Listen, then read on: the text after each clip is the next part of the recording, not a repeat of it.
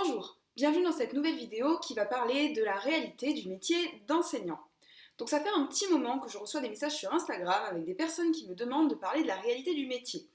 Donc c'est vrai que j'ai tendance à montrer le positif de la profession. Alors c'est pas du tout pour pouvoir essayer de cacher les aspects négatifs, c'est juste que j'aime énormément mon métier et surtout que j'ai plutôt tendance à essayer d'être optimiste et positif sur la majorité des choses plutôt que d'essayer toujours de se concentrer sur ce qui ne va pas. Et c'est vrai que quand on regarde un petit peu les nombreuses vidéos qui peuvent circuler sur YouTube ou même des articles qui peuvent paraître dans la presse, on s'aperçoit que souvent ce qui ressort c'est la fatigue professorale, c'est les démissions, c'est un système qui use jusqu'à la corde ses employés et j'avais pas forcément envie de m'attarder sur ça, mais il n'empêche qu'il y a des réalités dont il faut parler et comme a priori c'est quelque chose qui a l'air de vous intéresser, je vais donc faire une vidéo à ce sujet pour parler du négatif, ou en tout cas de ce qu'il faudrait changer et améliorer pour que le système soit meilleur. J'en ai déjà parlé à plusieurs reprises, mais c'est sûr qu'il faut passer au-delà des préjugés qu'on peut avoir sur les enseignants.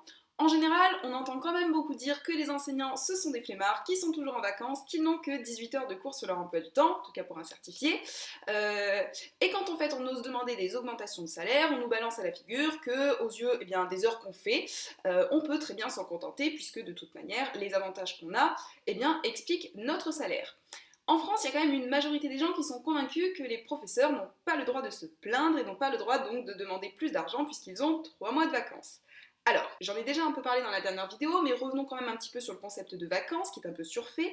Donc certes, nous avons la chance d'avoir les mêmes jours de vacances que les élèves, que ça ne veut pas dire qu'on part en voyage toutes les 6 semaines. Donc durant les vacances, je l'avais déjà dit, mais on avance sur nos cours, on corrige nos copies, et on s'occupe surtout de tous les à côté, c'est-à-dire de tout le travail administratif et de tout ce qu'on n'a pas eu le temps de faire pendant les 6 semaines. Ensuite, et même si c'est quand même tabou de parler d'argent en France, il faut bien se rappeler quand même que pour un bac+5 et un concours de la fonction publique de catégorie A, c'est-à-dire à peu près le niveau similaire des ingénieurs, et c'est quand même le concours le plus élevé de la fonction publique, et on se retrouve avec un salaire qui certes est quand même plus élevé que le SMIC, mais qui permet pas non plus de faire des folies. Parce que pour vous donner un petit peu une idée, mais pour un entrée de carrière, on est aux alentours de 1600 à 1700 euros bruts en fonction de l'endroit où vous êtes envoyé, donc ce qui fait aux alentours de 1006 net, on va dire. Donc bon, ok, d'accord, les professeurs font partie de la classe moyenne, ce ne sont pas des gens qui sont défavorisés. Pour autant, on se retrouve quand même dans une catégorie de la population, comme la très grande majorité, qui, une fois qu'elle a payé toutes ses taxes et toutes ses factures à la fin du mois, il ne reste pas non plus des sommes mirobolantes. Alors oui, c'est vrai, ce qu'on entend beaucoup dire, c'est qu'on ne fait pas ce métier pour gagner de l'argent. Oui, certes, mais bon, quitte à faire du bénévolat, dans ce cas-là, je vais m'inscrire dans une association. Je veux quand même faire un métier qui me rapporte un minimum de sous pour vivre. Autant que cette phrase de oui, mais vous faites ça pour les élèves, oui, machin, en fait, c'est un peu la porte ouverte à tout. C'est-à-dire qu'on finit par s'investir dans plein de types d'activités en se disant tiens, je vais m'occuper des éco-délégués, tiens, je vais m'occuper de la lutte contre le harcèlement, tiens, je vais m'occuper de ci. Oui, sauf qu'en fait, au final, on n'est pas payé pour ça. Et oui, c'est intéressant, et du coup, c'est ce qu'on nous renvoie, c'est oui, mais j'ai envie de le faire parce qu'il faut le faire et parce qu'il faut que quelqu'un le fasse. Et au final, on se dit ouais, sauf qu'en fait, j'ai considéré une grande partie de ma vie pour faire ça, mais c'est un travail associatif. Et là, techniquement, c'est mon métier.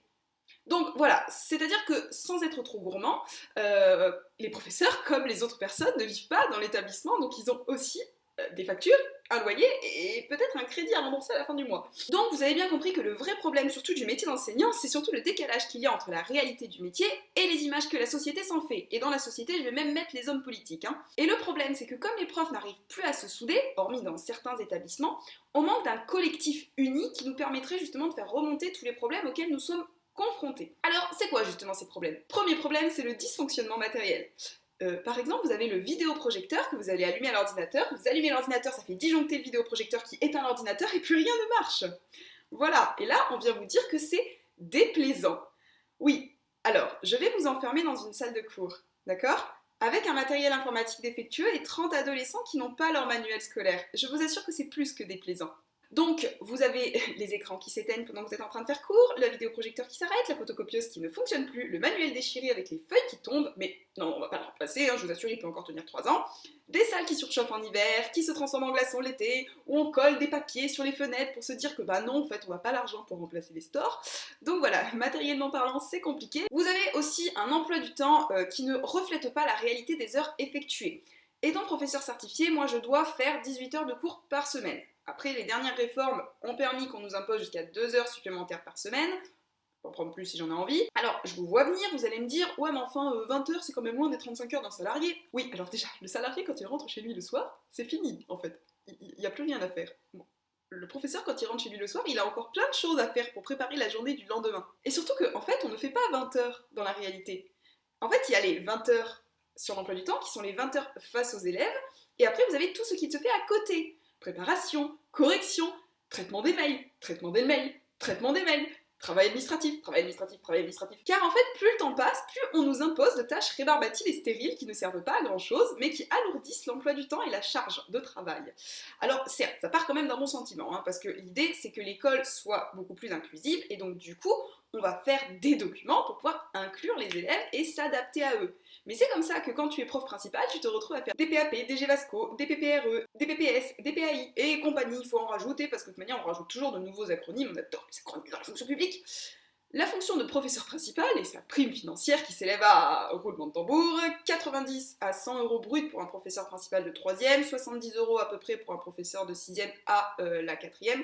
Je n'ai pas la grille de salaire des lycées puisque je travaille au collège. Alors déjà c'est brut, donc au niveau du salaire net, voilà, puis vous enlevez après toutes les taxes et pas derrière. Mais on comprend vite que cette somme quand même elle n'est pas énorme par rapport au travail de professeur principal, qui est presque en train de devenir une profession en soi. On ne va plus être professeur spécialiste d'une discipline, on va être professeur principal. Voilà. Parce qu'il faut animer des heures de vie de classe, il faut appeler les parents, il faut faire le suivi des élèves, il faut remplir les dossiers, il faut faire le suivi de l'orientation, il faut faire le suivi des stages, il faut traiter les documents, il faut renvoyer les mails en quantité infinie, il faut rappeler aux élèves ce qu'ils doivent faire et penser, il faut discuter aussi avec les élèves, parce que bon, si votre classe elle part complètement en cacahuète ou qu'il y a un collègue qui vient vous voir en salle des profs en disant « Hey, il y a un tel, il a dit ça, il a fait ça !» Bah après, il faut que vous traitiez aussi la chose. Donc, c'est intéressant, d'accord, sauf qu'il faut savoir que la fonction de professeur principal, à la base, on n'est pas obligé, en fait, de le faire. Mais dans la réalité, comme il n'y a pas assez de personnes qui veulent être professeur principal, il y en a certains qui se retrouvent à l'être alors qu'ils ne l'ont pas demandé. Se rajoute à ça la dernière mention de cette année magistrale, c'est-à-dire l'enseignement à distance. Alors ça, c'était un petit peu comme faire entrer le loup dans la bergerie, vous voyez. Alors quand j'étais élève, je me souviens qu'on transportait une espèce de cahier, rouge, qui était le cahier de texte de la classe, où les cours en fait qu'on avait fait dans la journée étaient inscrits. Et quand on était absent, on se débrouillait pour rattraper le cours qu'on avait manqué, ou demander à un camarade. Sauf que depuis le confinement, nous sommes sommés de maintenir la continuité pédagogique, envers et contre tout, à chaque fois qu'un élève est absent. Donc en fait, c'est un peu comme si le gouvernement, sous prétexte qu'on avait fait un enseignement à distance durant 2 mois, avait décidé que nous allions nous transformer en machines capables de faire le double du travail. Donc maintenant, il faut faire le cours en présentiel, une version distancielle, parce qu'évidemment il faut l'adapter, un cours présentiel c'est pas la même chose qu'un cours distanciel, et en plus de ça, les élèves quand ils reviennent trouvent quand même le moyen de vous faire remarquer qu'ils n'ont pas trouvé les documents, ou ils n'ont pas eu le temps de les rattraper, et puis bon là vous êtes bienveillant, parce que sinon vous allez vous retrouver avec des mails qui vont vous dire que vous n'êtes pas bienveillant et pas gentil, donc du coup vous dites ok c'est bon t'inquiète je refais une photocopie. Voilà, puis en fait vous vous retrouvez avec 3 tâches, du coup, parce que vous refaites la même chose. En fait, on fait beaucoup de choses de manière chronophage, comme ça. Là, attention, c'est pas pour faire un point critique des mesures sanitaires, car je suis ni scientifique, ni politicienne, que j'ai absolument pas envie d'avoir un avis sur la crise actuelle, et que surtout je n'en ai pas, Voilà, il faut prendre les choses au jour le jour, et espérer que chacun aura fait les bons choix à la fin. Voilà, moi je suis historienne, donc je ferai mon bilan à la fin. Et surtout, je suis la première à dire qu'il faut maintenir les écoles ouvertes, parce que l'enseignement à distance et l'école à distance, non, on a perdu beaucoup trop d'élèves, mais il n'empêche que les mesures prises frôlent parfois l'absurdité et l'incohérence. Enfin, je veux dire, je suis pas contre les mesures en soi, mais bon, prenez une mesure et tenez-vous-y, c'est quand même le propre de la pédagogie, on donne une consigne et on s'y tient, parce qu'en fait, si je donne une consigne, moi, aux élèves, et que tous les 3 jours, je change de consigne, à la fin, ils deviennent fous. Moi, j'arrive, je leur dis, bon, le stage, il est obligatoire, le lendemain, j'arrive, je dis, bon, le stage, il est facultatif. Vous imaginez, ils doivent se dire que je suis devenue complètement folle, Et puis que je te colle des gommettes dans un sens le lundi, puis des gommettes dans un sens l'autre le mardi, puis alors un jour, faut être à 30 dans les classes, puis après, le soir, tu peux plus être assise, moi, j'y comprends plus rien. C'est absurde au possible. Après, vous avez les réunions. Alors justement, ces réunions. Donc ces réunions, elles sont toujours plus nombreuses et elles arrivent généralement le soir après les cours. Normalement, ces réunions, elles nous sont payées dans la fameuse prime de suivi des élèves qu'on a chaque mois sur notre emploi du temps, qui s'élève aux alentours de 100 €. Sauf que vous avez des mois où vous avez moins de réunions, des mois où vous en avez beaucoup. Mais alors là, je vous parle même pas en plus en ce moment avec la situation actuelle, le fait que maintenant les réunions se passent à distance, elles durent. Des fois, 21 h, vous êtes toujours sur votre écran d'ordinateur et vous vous dites combien de temps ça va durer cette histoire ? Surtout que ce sont des réunions qui préparent d'autres réunions, qui réfléchissent aux prochaines réunions, et où on se dispute pendant 25 ans pour pouvoir savoir quelle date on va fixer pour le brevet. Après, vous avez les conseils de classe, vous avez les rencontres des parents. Alors, évidemment, tout ça, c'est indispensable. Ça fait partie du métier. C'est quelque chose qu'on sait, qu'on accepte. Hein. Il ne s'agit pas de dire « Oh là là, mon Dieu, ça va pas, c'est trop, j'en veux pas, et il faudrait qu'il n'y en ait plus. » Non, c'est juste pour montrer que ça fait partie aussi du métier d'enseignant. Donc le métier d'enseignant, c'est pas que faire cours en fait, c'est aussi tout ce qui est suivi des élèves et toutes ces réunions qui sont à côté. Après, vous avez aussi les examens, parce qu'il faut savoir que les professeurs peuvent et doivent participer aux examens, donc en les surveillant et en corrigeant les copies. Et que la correction d'une copie, si je prends celle du TNP par exemple, elle est payée 30 centimes la copie. Voilà, donc autant vous dire qu'il faut quand même en corriger beaucoup avant d'être riche, hein. Mais, je rappelle, on ne fait pas ça pour l'argent. N'empêche quand même que mon frigo ne va pas se remplir tout seul. Et une autre chose qui est brandie en général quand on parle du métier d'enseignant, c'est la sécurité de l'emploi. Oui, nous avons un emploi à vie. Alors oui, on a un emploi à vie si on obéit. Parce que déjà, il y a quelque chose d'important que les gens ne connaissent pas forcément, c'est tout le système de la mutation. Il faut savoir qu'un professeur ne choisit pas forcément où il va travailler. Hein ? C'est bien donc d'être fonctionnaire et d'avoir cette sécurité de l'emploi, sauf que la sécurité n'est assurée que si vous obéissez. Hein, c'est un peu comme à l'armée, vous voyez. Donc sinon c'est au revoir et démissionner. Sauf que bon, c'est pas quand même embêté à avoir un concours pour démissionner. Donc l'idée c'est qu'en fait, pour obtenir un lieu proche de chez vous, il faut des points. C'est un peu comme le poker, vous voyez. Il faut des points et ensuite on mise sur des académies, sur des établissements et sur des lieux. On répartit nos points. Point ici, point ici, point ici, point ici. Sauf qu'en fait, pour avoir des points, il faut soit avoir de l'ancienneté, soit être marié, soit avoir des enfants, soit rester plusieurs années dans un lieu précaire et classé zone prioritaire car risqué. Donc sinon vous en avez 14 qui est le plus bas. Avec 14 points, vous n'allez pas aller très loin, ou alors vous allez très loin, voilà, comme moi. Je me suis retrouvée mutée à 800 km de chez moi. Voilà.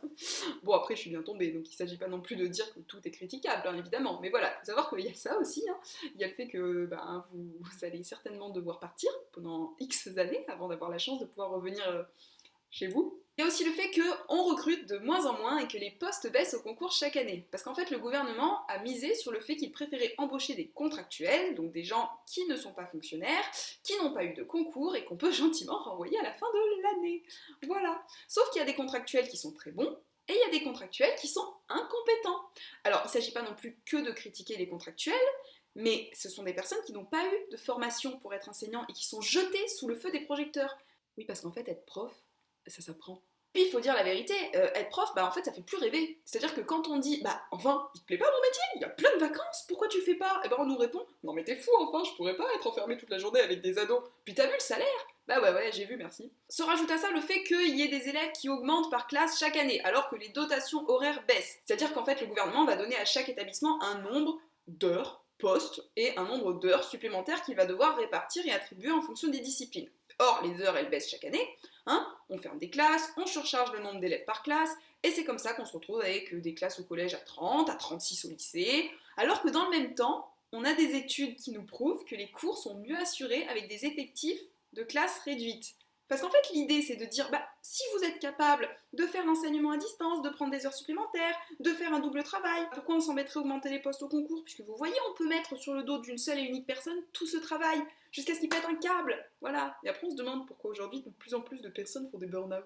Après, vous avez tout ce qui concerne l'école inclusive. C'est-à-dire qu'on a fait de l'école une école qui veut inclure désormais tous les élèves, quels qu'ils soient. Et c'est plutôt bien, c'est très bien, parce qu'au moins maintenant les élèves côtoient la différence. Sauf que c'est un peu l'arbre qui cache la forêt, c'est-à-dire qu'en fait, l'État met la ordinaire tous les élèves, quelle que soit leur particularité, et en profite pour fermer les établissements spécialisés où certains élèves avaient besoin justement d'une adaptation pour faire face à leurs difficultés ou leurs pathologies, et là d'un coup ils se retrouvent au milieu de tous les autres.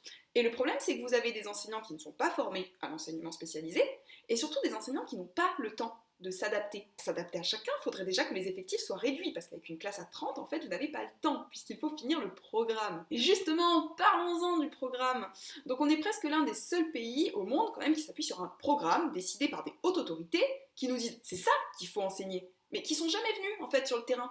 Parce que souvent, c'est des universitaires qui n'ont jamais vu d'adolescents, et qui enseignent avec des adultes. Mais qu'on ne s'inquiète pas, les professeurs possèdent quand même leur liberté pédagogique. Donc on peut choisir de faire le cours comme on veut, mais par contre on doit faire le cours qu'ils veulent. Et puis d'ailleurs ils n'hésitent pas à nous abreuver de mails, hein. On reçoit 20 milliards de ressources pour nous aider à créer notre cours, parce qu'évidemment on a le temps de lire une encyclopédie avec tout ce qu'on a à faire à côté. Si je prends par exemple l'histoire-géographie, j'ai 25 chapitres à faire apprendre au 3e pour le DNB, alors que la plupart du temps le brevet tombe sur les guerres mondiales. qui sont au début. Mais bon, on sait jamais, parce que imaginez, je sais pas pourquoi cette année ils décideraient de nous interroger sur les 30 glorieuses. Eh ben, on serait bien embêtés en fait si on n'a pas été jusqu'aux 30 glorieuses. Le problème c'est qu'on est stressé, les élèves sont stressés, et qu'on fait un travail de quantité au lieu de faire un travail de qualité, sachant qu'à la fin, les élèves n'auront certainement retenu pas plus de 10% du programme. Sans compter qu'à chaque changement de gouvernement, on a une nouvelle réforme qui nous impose de refaire le programme. Alors, moi je suis prof de collège, donc je peux pas faire un détail particulier de la réforme du lycée, mais franchement pour les échos que j'entends, je peux vous assurer que c'est la foire, hein. Parce que sur le papier, elle aurait pu être bien cette réforme. Hein, il y avait une volonté de spécialiser les élèves, sauf que pour spécialiser les élèves, encore faudrait-il qu'ils sachent où ils veulent aller. Et à 15 ans, on n'est pas tous capables de savoir quel métier on veut faire plus tard, et surtout ça nécessiterait de faire un grand travail sur l'orientation. Mais en France, on est très mauvais en orientation. Et puis bon, on aurait pu quand même peut-être former des enseignants pour pouvoir les spécialiser dans les nouvelles disciplines. Non, parce qu'en fait, créer des nouvelles disciplines et dire « Tiens, toi, le prof d'histoire-géographie, tu vas enseigner le droit », oui, d'accord, mais enfin, le droit, c'est quand même une autre matière que l'histoire. Donc bon. Là, on a essayé de créer une réforme pour spécialiser les élèves, pour essayer d'augmenter le niveau en France, juste parce qu'en fait, on n'est pas content d'être dans les derniers du classement PISA, donc c'est le classement international hein, sur le suivi des acquis des élèves. Oui, sauf qu'en fait, le problème, c'est qu'on trafique nos résultats. On a fait des matières super complexes, les élèves n'arrivent pas à suivre, donc en réalité, on va se retrouver avec des notes pourries. Et comme on a des mauvaises notes, qu'est-ce qu'on fait aux examens? Eh bien, on les rehausse. Voilà. Donc comme ça, sous couvert de bienveillance, les notes sont augmentées, on fait des bulletins qui sont complètement trafiqués, des notes qui ne veulent absolument rien dire, parce que bon, on pourrait en parler aussi du concept de note, hein, qui est complètement... ça ne veut rien dire une note en fait, parce qu'une note, est-ce qu'elle reflète véritablement le travail de la personne et la personne? Pas tellement. Donc bon, on fait des bulletins, on corrige, on met des choses, et on se retrouve avec un décalage complet entre la réalité de ce que l'élève est capable de faire et de ce qu'on croit qu'il est capable de faire.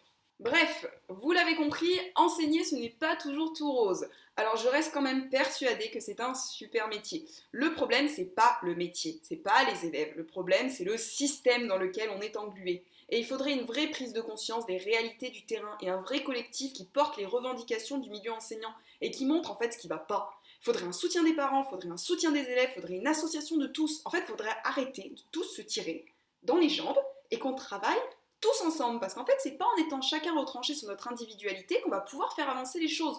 Donc là, ça demanderait véritablement une action commune pour faire changer les choses. Et puis ça demanderait aussi à s'inspirer de ce qui marche. Non, parce qu'en France, on a quand même cette faculté de se dire « ce qui marche, je le fais pas ». Non, non, non, moi je fais ce qui marche pas. Et quand il y a un truc qui fonctionne, je l'enlève. Ben non, non, si ça marche, garde-le, garde-le, enfin je sais pas. Puis je sais pas, inspirons-nous peut-être de ce que font nos voisins européens. Revoyons les rythmes scolaires. Vous avez quand même un courant d'études de sciences cognitives qui nous prouve qu'on n'est pas productif pendant 7 à 8 heures, et on continue à faire ça.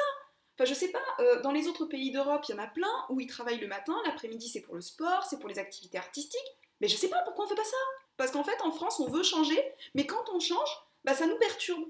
Du coup, en fait, on sait pas ce qu'on veut. Bon, même si on est quand même d'accord pour dire que de toute manière, les Français, quel que soit ce qu'on va leur proposer, on sera pas d'accord, on critiquera. Hein. Voilà, c'est donc terminé. J'espère quand même ne pas vous avoir démoralisé, parce que, au contraire, moi, je veux pas en fait que ce métier, il soit dévalorisé. Je veux qu'il soit revalorisé. Et pas seulement financièrement. Je veux qu'il soit revalorisé aux yeux de la société. Je veux qu'il donne de nouveau envie, ce métier. Et que, comme dans les pays scandinaves, on se rende compte que l'éducation, comme les professions de santé, comme les métiers liés à la fonction publique, ce sont des métiers essentiels et qu'ils doivent devenir prioritaires et ne pas être complètement laissés à l'abandon. Je veux dire, à l'image des services hospitaliers, enfin, c'est un peu la même chose l'école en fait, hein. C'est l'abandon total et l'anarchie. Hein. En ce moment, on entend partout qu'il faut sauver l'économie. Mais moi j'ai envie de conclure ainsi. C'est notre école qu'il faut sauver et la fonction publique tout entier.